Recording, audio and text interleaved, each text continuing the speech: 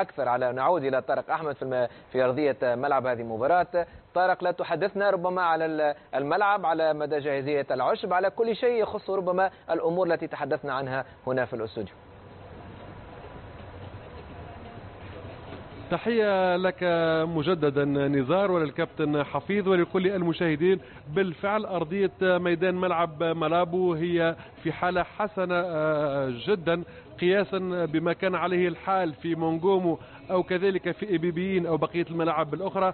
لكن السؤال المهم والرهان الكبير بالنسبة للجنة المنظمة هنا في مالابو هي مدى قدرة تحمل هذه الأرضية للكم الكبير من المباريات في الأيام القادمة. اليوم مباراة الجزائر والسنغال، غدا مباراة الكاميرون والكوت ديفوار، ودورين مباراتين في الدور الربع النهائي في نهاية الأسبوع. على كل حال الاتحاد الإفريقي لكرة القدم كان قد طلب من جميع الفرق عدم التدرب بتاتا وعدم إجراء الحصص التمرينية الرئيسية قبل المباراة على أرضية هذا الملعب الرئيسي، والاكتفاء بالتدرب في ملاعب فرعية موجود بعضها في وسط مدينة مالابو كملعب لاباز، وبعضها موجود في مدن أخرى كمدينة لوبا أو منطقة ريبولا. السؤال الأهم بالنسبة للمنتخب الجزائري اليوم هو كيف سيتمكن اللاعبون من التأقلم مع أرضية ميدان لم يتدربوا عليها بمقاييس جديدة وبنوعية جديدة. ممكن هذا هو السؤال،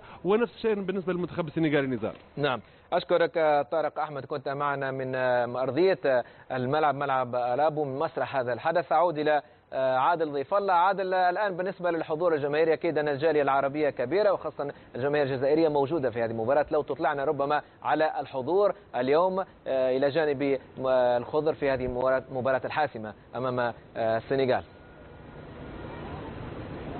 نعم نزار، في حقيقة الأمر الوقت ربما لا يزال مبكرا نوعا ما، ولكن هنالك أولى طلائع المناصرين من الجاليات العربية المقيمة هنا في مالابو بدأت تفد إلى ملعب مالابو، ولكن قلة قليلة كما قلت هي من وصلت الآن. هنالك المشجع التونسي المعروف رضا كان أول من وصل لرفقة مشجع جزائري أتى من مدينة مونريال بكندا، تصور قطع كل هذه المسافات لكي يشجع المنتخب الجزائري. هو لا يهتم بالهزيمة، يهمه فقط أن يقف ليهتف باسم المنتخب الجزائري. لذلك نتوقع أن تصل أعداد أخرى من الجماهير العربية خصوصا من الجاليات اللبنانية التونسية والمغربية وكذلك الموريتانية المتواجدة بكثرة هنا في مالابو. هنالك أيضا الكثير من الجاليات الإفريقية الأخرى التي تستمتع بطريقة لعب الخضر. أكد لنا بعضهم أنهم سيناصرون المنتخب الجزائري. هنالك حتى من هم من هنا من غينيا الاستوائية يؤكدون لنا أيضا بأنهم يشجعون المنتخب الجزائري. نزار، ولكن تبقى كما قلت يعني الوقت مبكر نوعا ما لكي نتحدث عن إقبال جماهيري لحد الآن. على كل حال بالتوفيق لك عادل، وايضا بالتوفيق لطارق في هذا اليوم، وايضا بالتوفيق المنتخب الجزائري والجميع الجماهير التي ستحضر وتشجع الخضر في هذه المباراة. كابتن حفيظ، الآن كلمة عن المنتخب السنغالي، أنت شخصيا ماذا تخشى في هذا المنتخب؟ لا نخشى أي شيء. منتخب سنغالي تحسن كثيرا، أثبت ذلك في المجموعة التي لعب فيها التصفيات أمام تونس ومصر. لا أحد يشك في قدراته وإمكانياته الكبيرة جدا، ولكن ربما عدم حاجته للفوز بهذه المباراة قد يكون في صالحنا يعني، ويكفي التعادل لكي يتأهل. ربما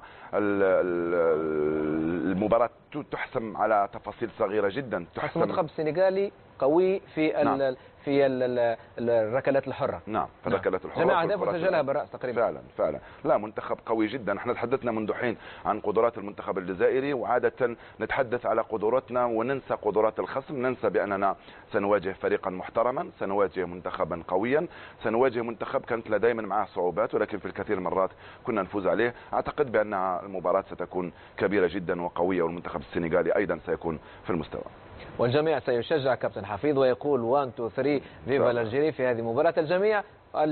جميع عشاق المنتخب الجزائري دائما ما يرددون هذه الأغنية بكل انتظام. شاهدناهم في كأس العالم بالبرازيل وشاهدناهم في أفريقيا. التقرير التالي يعود بنا للذاكرة، كيف بدأت قصة 1 2 3 فيفا الجزائر.